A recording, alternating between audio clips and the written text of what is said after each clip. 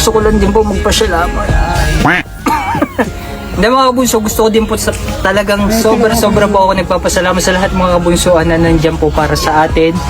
Kayo po yung nagiging kasangga ko, kasama ko sa mga ganitong gawain. At sobra po ako nagpapasalamat sa inyo dahil sobra din po tayo nakakatulong sa mga tao na nangangailangan na minsan hindi din po natin ina-expect kung ano yung buhay meron sila. Gaya po ni Tatay Carode. Ayan po, nakikita nyo naman po kung anong kalagayan ni Tatay dito. Siyempre, sino po bang hindi maaawa makita yung mga ganitong kalagayan ni Tatay? Nadatnan po natin siya na nagsasaing kanina. So ito lang po yung kanyang tirahan. At syempre yung ibang mga kamag-anak niya, hindi na rin po natin maaasahan.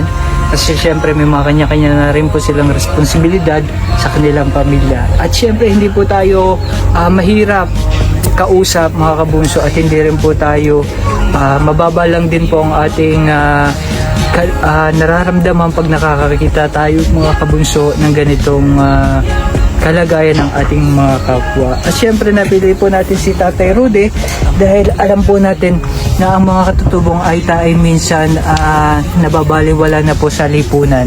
Kumbaga sila po ay may kanya-kanya pong sariling mundo.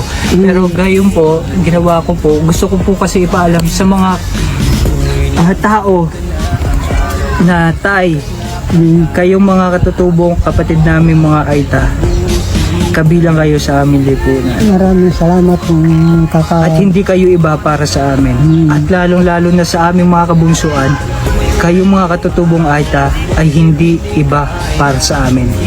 Asahan nyo sa iba pang mga kasamahan ninyo, nandito pa rin kami para sa inyo. Tay, at ito nga po si Tatay Carode ay dati pong konsehal. Mantakin nyo po. Nagserbisyo din po kayo sa inyong mga kabarangay. Nagserbisyo din po kayo sa inyong mga mahal na katutubo, sa inyong mga mahal na pamilya. So syempre, in return naman po mga kabunso, bibigyan din naman po natin ng tulong si Tatay. Dati siya tumutulong, ngayon siya naman tulungan natin, di ba? At ito Tatay, natulungan ka namin. Paunti-unti. yung pagtunti. Paunti-unti no. Ay, paanin kung... Oo, pero asahan nyo tayo, kaming mga kabunsuan na sa likuran lang ninyong mga kapatid nating mga Aita.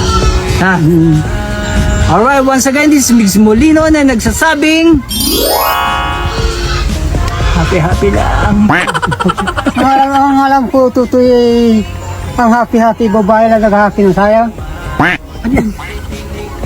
Mga babae pag nakasayay, happy lang bago buko. Ayaw. Ano yun? Tayo hindi ko mag-get. Yun lang ang pagkalam ko ay yung sa happy. Oo. Meron yung happy birthday.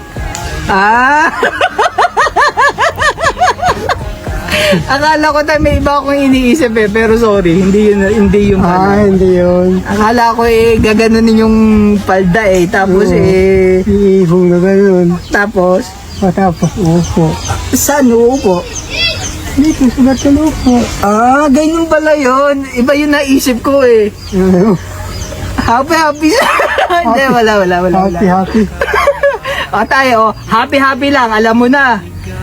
Ang babaguhin natin yung nasa isip mo, ang happy lang ay para maging masaya. Naman. Maging masaya lang tayo sa buhay natin, no? Kalimutan natin yung mga kalungkutan sa buhay, mga problema sa buhay, mga stress sa buhay. Kaya sabihin mo tayo, happy lang. Happy lang. Ikaw, happy. Tay, happy lang sabihin mo. Happy. Lang. Yan.